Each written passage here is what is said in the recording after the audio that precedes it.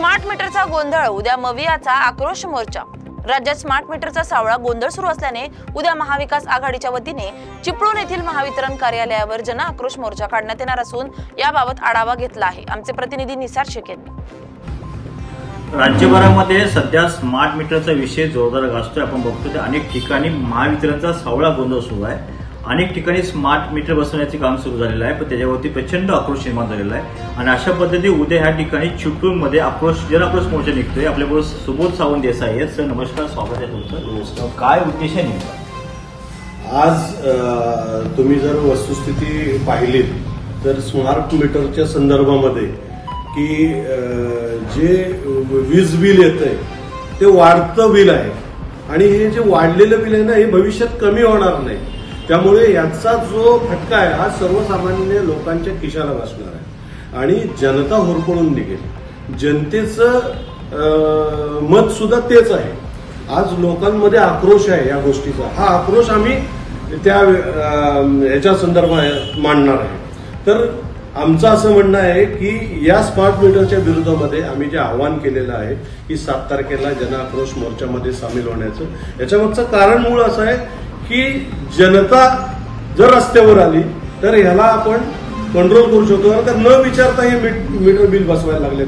काही ग्रामीण भागामध्ये त्यांनी असं लावलेलं आहे की जे घरं बंद आहेत त्या घराला न विचारता, त्यांचा कुठलाही अर्ज न घेता यांनी मीटर परस्पर बदललेले आहेत। आणि आज हे सांगतायत की आम्ही हे मीटर, म्हणजे जबरदस्तीच आहे। त्याच्यामध्ये आज मी कालच्या एका बाईटमध्ये पण दिलेलं आहे की मोरण्यातले एक व्यक्ती आहेत शिंदे म्हणून, तर ते मुंबईला असतात, तर त्यांनी स्वतःचं लाईट हे आणलं, मीटर आणलं आणि हे आमचं मीटर मला बदलून द्या। पूर्वी असंच होतं की ते मीटर टेस्टिंग केल्यानंतर नवीन आणलेलं पुन्हा ते MSEBची लोक बसवत होती, तर ते मीटर आम्हाला बसवून द्या असं म्हणत असताना सुद्धा त्यांनी ते अमान्य केलं की नाही आम्हाला स्मार्ट मीटरच बसवायचं आहे। म्हणजे हा अट्टास का? म्हणजे याचा अर्थ या मीटरमध्ये काहीतरी आहे आणि लोकांच्या खिशातनं पैसे काढायचे आहेत राज्य शासन आणि केंद्र शासनाला। या गोष्टीचा विरोध म्हणून आम्ही हा जन आक्रोश मोर्चा 7 तारखेला घेतलेला आहे। तुम्ही जन आक्रोश मोर्चा करता, यापूर्वी तुम्ही मोर्चा काढला होता। काल एका चॅनलला माझे आमदार नवीन कदम असे म्हणाले की त्यांना काही रिस्पॉन्स मिळाला नाही। आपण जर पाहिलं तर कुठेही त्या रिस्पॉन्स मिळायला दिसून आलेला आहे आणि त्या पद्धतीने तुम्ही आता जन आक्रोश मोर्चा काढता, मग वाटते रिस्पॉन्स मिळेल? रिस्पॉन्स म्हणण्यापेक्षा बघा हा जनतेला होणारा आघात आहे। आणि देसाई साहेब, लोकप्रतिनिधी सुद्धा प्रयत्न करतात, त्यांना रिस्पॉन्स मिळत नाही, जनता एकत्र येत नाही आणि अशा पद्धतीने तुम्ही जन आक्रोश मोर्चा काढताय, तुम्हाला वाटते काय अशक्य होऊ शकतं? कसं आहे बघा, तुम्ही जनतेमध्ये पोचायला पाहिजे। काही पूर्वीचे लोकप्रतिनिधी आहेत, त्यांनी ते पद घेऊन ते तिथे घरीच बसले, पण त्यांनी स्वतः परत लोकांच्या जनतेच्या दरबारात गेल्यानंतर जनता त्यांच्यासोबत यायला तयार आहे ना, पण त्यांनी जनतेच्या समोर जायला पाहिजे। पण आज आम्ही जनतेच्या प्रत्येक घरोघरी जाऊन आमचा डोर टू डोर मुलगा जाऊन त्या लोकांना भेटतोय। आज जवळजवळ खेर्डीमधले आमचे 800 बिलं आमच्याकडे आली, 850 ते 900 बिलं जी वाढीव बिलं आलेली आहेत ती आमच्याकडे आलेली आहेत। मग त्याच्या अनुषंगाने म्हणजे लोकांनी आम्हाला उत्स्फूर्तपणे दाखवलं की हे आमचं लाईट बिल आलंय, हे वाढीव आहे, पूर्वी आमचं बिल एवढं होतं, म्हणजे जनता आम्हाला एक्सेप्ट करते। म्हणजे हा प्रश्न महत्वाचा आहे, कारण का हा जनतेच्या खिशातनं होणारी ही लूट आहे, ही लूट थांबली पाहिजे, हे जनतेच्याही आम्ही निदर्शनात आणून दिलं। म्हणून लोक आम्हाला सपोर्ट करून या संपूर्ण आक्रोश याच्यामध्ये सामील होतील आणि हा मोर्चा चांगल्या पद्धतीचा असेल। साधारण शेवटचा सोपा प्रश्न आहे बघा, राज्यभरामध्ये सगळं स्मार्ट मीटरचा गोंधळ सुरू आहे, तुम्ही चिपळूणमध्ये खेर्डीमध्ये हा आक्रोश मोर्चा काढताय, काय नेमका फायदा होऊ शकतो? राज्यभरामध्ये सगळं सुरूच आहे, काय नेमका फायदा ह्यातून होऊ शकेल?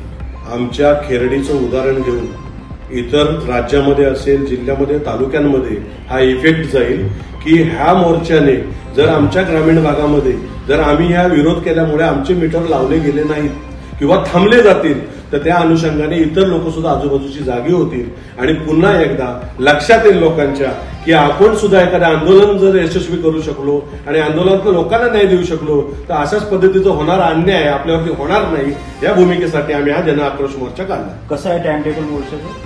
सकाळी 10 वाजता आहे, तो साधारण 12 वाजेपर्यंत खेर्डी प्रभात रोड पासून ते MIDC खेर्डी ऑफिस तिथे आम्ही कार्यकारी अभियंता चिपळूण यांना सुद्धा आम्ही त्यांना सांगितलेलं आहे की तुम्ही त्या वेळेमध्ये हजर पाहिजे, MSEBचे कार्यकारी अभियंता। तर ते बोललेत की आम्ही त्यावेळेला हजर राहतो, कारण का त्यांच्यासमोरच आम्हाला ही चर्चा करायची। उद्या आमच्या महाविकास आघाडीच्या माध्यमातून म्हणण्यापेक्षा खिरडी आणि पेढे जिल्हा परिषद गट यातील सर्वसामान्य जनतेचा न्याय मिळवण्यासाठी किंवा जनतेला होणाऱ्या अन्यायाच्या विरोधात उद्या आम्ही सर्व खिरडी आणि पेढे जिल्हा परिषद गटातील सर्वसामान्य नागरिक ग्राहक यांना सोबत घेऊन उद्या रस्त्यावर आम्ही उतरत आहोत. आणि आपला महामोर्चा काढण्याचं तात्पर्य एवढंच आहे की साधारणतः गणपतीनंतर आम्ही खिरडी गावातील प्रमुख आम्ही जे नागरिक आहोत ते या खिरडीतल्या महावितरणमध्ये आम्ही भेट दिली होती आणि त्यावेळेला आम्ही त्यांना एक निवेदन दिलेलं होतं की या खिरडीमधील साधारणतः खिरडीमधीलच पहिला आमचा विषय होता की खिरडीमधील जे जे जे काही आमचे ग्राहक आहेत त्यांचे जर आपण बिल पाहिलं असाल स्मार्ट मीटरच्या माध्यमातून साधारणतः एक 700चा बिल येणारा आमच्या ग्राहकाला जवळजवळ 3,500-4 हजाराचं बिल येत आहे. हे जवळजवळ ज्यावेळेला आम्ही गावामध्ये आम्ही संपर्क केला ते जवळजवळ 250-300 बिलं आमच्याकडे सबमिट झाली त्यावेळेला. आणि त्यावेळेला सबमिट झाल्यानंतर स्वतः आम्ही त्या ग्राहकांना घेऊन त्या महावितरणचा जो तिथला शाखा अधिकारी आहे त्याच्यापर्यंत आम्ही भेटून त्यावरती काय पर्याय काढता येईल याचं देखील आम्ही डिस्कस करत होतो, त्यावर आम्ही चर्चा करत होतो. परंतु तिथला जो शाखा अधिकारी हा अतिशय गोडबोला शाखा अधिकारी आहे. त्याच्याकडनं जे आम्हाला जे काही मार्गदर्शन पाहिजे किंवा जे आम्हाला जे काही मदत पाहिजे ती कुठल्याही प्रकारची तिथल्या शाखा अधिकाऱ्याने आम्हाला मदत केलेली नाही. त्यामुळे आम्ही निश्चितच जे काही आम्ही सगळे होतो महाविकास आघाडीचे असतील किंवा गावातील आमचे प्रमुख पदाधिकारी यांनी आम्ही त्यानंतर आम्ही ठरवलेलं की जर या महावितरणला जर जाग आणायची असेल या सरकारला जर जाग आणायची असेल तर निश्चितच महामोर्चाचं नियोजन आपण केलं पाहिजे. आणि हे साधारणतः महामोर्चाचं नियोजन आम्ही साधारणतः 8 ते 10 दिवसामध्ये आम्ही केलेलं आहे. पेढे जिल्हा परिषद गट आणि खिरडी जिल्हा परिषद गटातील प्रमुख पदाधिकारी यांच्या माध्यमातून हे आम्ही नियोजन करत आहोत. मला खात्री आहे आजच्या जर कंडिशनला आपण जर पाहिलं असेल तर प्रत्येक नागरिकाच्या 3 मूलभूत जे आहेत अन्न वस्त्र आणि आपले निवारा जर आपण जर पाहिलं असेल तर यामध्ये देखील आता लाईट बिल ही देखील एक प्रमुख गरज आता आपण ऍड केलेली आहे. कारण जर पाहिलं असेल आपण ती जर 700-800 बिल येणाऱ्या जवळजवळ 3-3.5 हजार बिलं येत आहेत. त्याच्यामुळे जर आपल्याला या सरकारला जाग आणायची असेल सरकारला घाम फोडायचा असेल तर उद्याचा जो काय आमचा जनाक्रोश मोर्चा होणार आहे हा जनाक्रोश मोर्चा सर्वसामान्य नागरिकांसाठी होणार आहे, सर्वसामान्य जनतेसाठी होणार आहे, सर्वसामान्य ग्राहकांसाठी होणार आहे. मी सगळ्यांना विनंती करतो की आपण कुठलाही राजकीय मतभेद न करता ही लढाई आपली आहे. जर आतापर्यंत इथे जर चुकलो तर निश्चितच पुढच्या महिन्यापासून पुन्हा आपल्याला 3,500 ते 4 हजार आपल्याला खिशाला कातरण लागणार आहे. त्यामुळं उद्या सगळ्यांनी कुठेही इथे मतभेद न करता आपण सगळ्यांनी या जनआक्रोश मोर्चामध्ये सामील व्हा. त्याचबरोबर एक मी फक्त टिप्पणी अशी आपल्याला करतो की जे काय आम्ही ग्राहकांना सर्वसामान्य नागरिकांना आम्ही एक फॉर्म वाटप केलेला आहे तो फॉर्म पूर्णतः फिलअप करून त्यावरती आपलं संपूर्ण नाव असेल, त्यावरती आपला मोबाईल नंबर असेल, त्यानंतर आपला जो आपला मीटर असेल त्याचा नंबर असेल तो फिलअप करून उद्या येताना आवर्जून तो फॉर्म आपण तिथं घेऊन यायचा आहे. तो फॉर्म आपण आणल्यानंतर त्या फॉर्मवरती आपण महावितरणचा सही शिक्का घेऊन पोच घेऊन तो फॉर्म आम्ही कलेक्टरकडे सादर करणार आहोत. याची सर्व ग्राहकांनी उद्या संपूर्ण मोर्चामधून तुम्हाला यश मिळालं नाही तर पुढची भूमिका काय असेल? कारण का यापूर्वी तुम्ही भेटला होता गणपती अगोदर तेव्हा तुम्हाला सहकार्य मिळालं नाही. पेढे जिल्हा परिषद खेडी जिल्हा परिषद बरोबर. मला सांगा ह्या मोर्चातून मला यश काही मिळालं नाही तर तुमची पुढची भूमिका काय असेल? आज जर आपण पाहिलं असाल तर कोकण रेल्वेचं खाजगीकरण झालेलं आहे, करण्याचे जवळजवळ फायनल झालेलं आहे भाजप सरकारचं. त्यानंतर आता महावितरणचं देखील खाजगीकरण करण्याचा जवळजवळ पहिला टप्पा हा पूर्ण होत आहे. आज हे संपूर्ण टेंडर हे अदानीला दिलेलं आहे आणि त्याच्या या संपूर्ण महाराष्ट्रामध्ये 4 एजन्सी नेमल्या गेलेल्या आहेत. ह्या संपूर्ण एजन्सी या अदानीच्या अंडरखाली काम करत आहेत. आज जर आपण पाहिलं जे कोण मीटर बसवायला जे कर्मचारी येत आहेत त्यामध्ये महावितरणचा कुठलाही कर्मचारी नाही आहे. त्यामध्ये ह्या अदानी आणि एजन्सीचे कर्मचारी हे बिल किंवा आपले लाईट बिल आपले किंवा स्मार्ट मीटर बसवत आहेत.